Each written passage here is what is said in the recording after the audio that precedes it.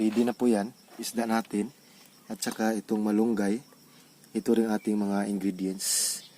Diba guys? Very fresh at saka organic po talaga yung ating mga ingredients. Yan, parang kumukulo na po.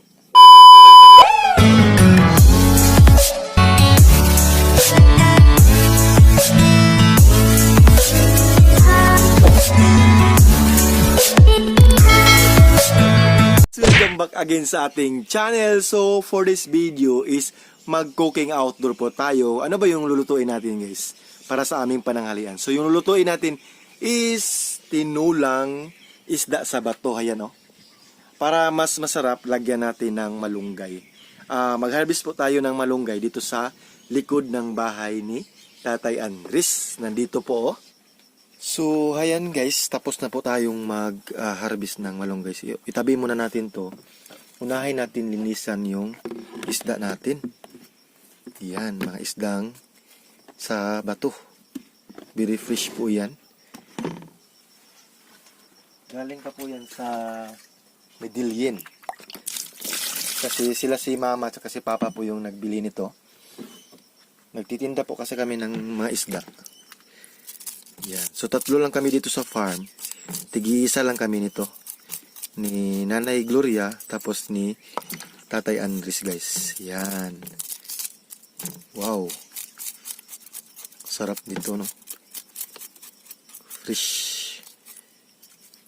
Kunin natin yung lamang loob niya. Kasi tinula po ito. Tanggalin talaga natin yung lamang loob.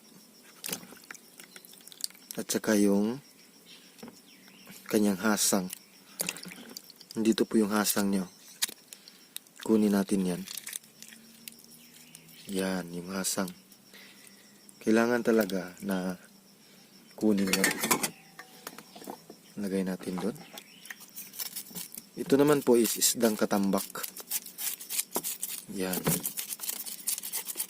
So, we need to get the himbis. Sa Bisaya po, ito po ay himbis. Yung kaliskis ng isda. Kailangan po yan kunin. Diba? Yan. Kunin natin yan. Yung kanyang lamang loob.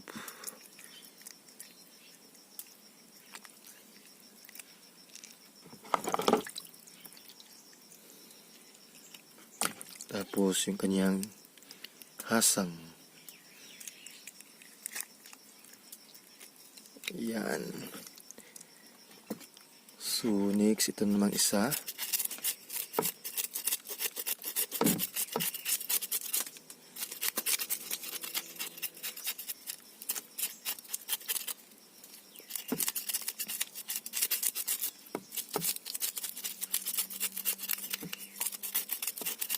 So isa sa mga, para makilala nyo kung pisko po yung isda, is yung kanyang kaliskis. Pag matigas po yung kaliskis, ibig sabihin, priskong-prisko po yan na isda. Diba? Pag malambot na po yung kaliskis niya, o madali matanggal, yan pong isda na hindi na fresh or dubok na. No? Yan. So, okay na. So ngayon, is linisan muna natin. Lagyan muna natin ng tubig. Para sa 2 banlaw lang, o 3 banlaw.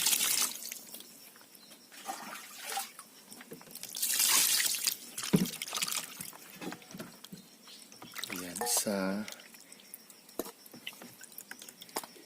tapos para mawala po yung kanyang langsa. Yan, so ito po yung panlasuan niya. Yan, ready na po yung ating mga isda. Lagay na natin dito. So yung next is yung mga ingredients natin. Yung ingredients natin guys is yung malunggay. So nakahain na po ako ng nagpakulo na po ako ng tubig. Update natin mamaya. Minsan na talaga ako naglagay ng malunggay, no? Karamihan sa mga tinula ko is walang malunggay. Pero ngayon, mayroong malunggay. 'Di ba? Para mas healthy po talaga, we need to add malunggay. Fresh from the farm po yung malunggay natin. No?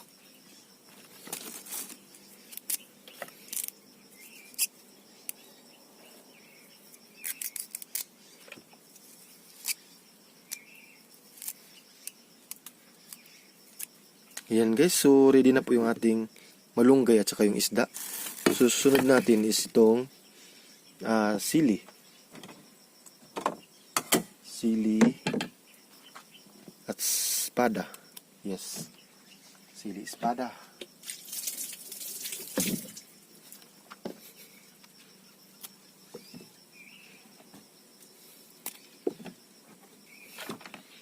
So next is yung kamatis. Nahugasan ko na po ito lahat. Yan, no? Di ba?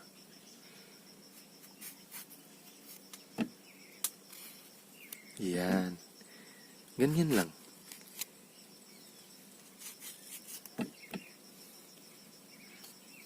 Mas malaki, mas maganda. Tapos sibuyas.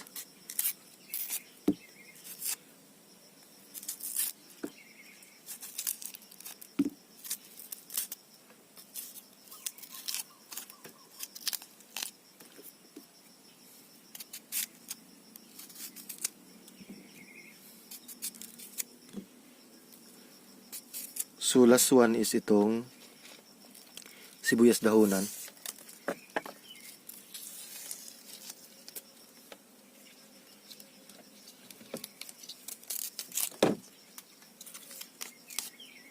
Yan.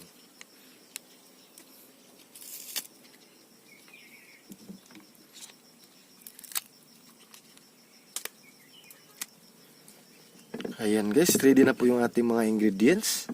So, hinihintay na lang natin na kumukulo yung ating yan o. Ready na. Tingnan nyo. Ready na po yan. Isda natin. At saka itong malunggay. Ito rin ating mga ingredients. Diba guys? Very fresh at saka organic po talaga yung ating mga ingredients. Ayan, parang kumukulo na po yung ating saingan. Ayan o. So, ilagay na natin yung ating mga ingredients. Ito po yung ating saingan o. Ayan o. Saktong-sakto lang po yung kanyang kayo o yung apoy niya. Diba? Wow, kumukulo na talaga guys. Ayan. So, ilagay natin yung kamatis. Yes, unahin natin yung kamatis. Tapos, yung sibuyas. Yan. So next is yung ating sili espada. So last one is itong sibuyas dahunan. Wow. Ayan. So pag kumukulo na yan guys ulit, ilagay na natin yung isda natin. So takpan muna natin. Ayan. Ayan. So parang kumukulo na, no? Ilagay na natin yung ating mga isda sa bato, katambak at saka itong, hindi ko alam kung ano yung name nitong isda na to. May bungot-bungot po kasi yan, oh. May bungot. Ayan. Wow. Ayan. So ilagay na natin.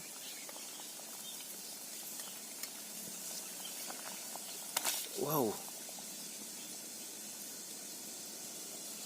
Wow. Sarap. Ang sarap tingnan. So last one natin ilagay dyan is yung malunggay natin. Ayan. So takpan natin. Pag kumukulo na yan ulit, ilagay natin yung malunggay. Tapos titimplahan natin. Di ba? Yan o. Wow. Takpan natin. Tingnan natin yung apoy. So ngayon guys, ilagay na natin yung ating malunggay. Kasi yan o, kumukulo na po. Wow. Wow.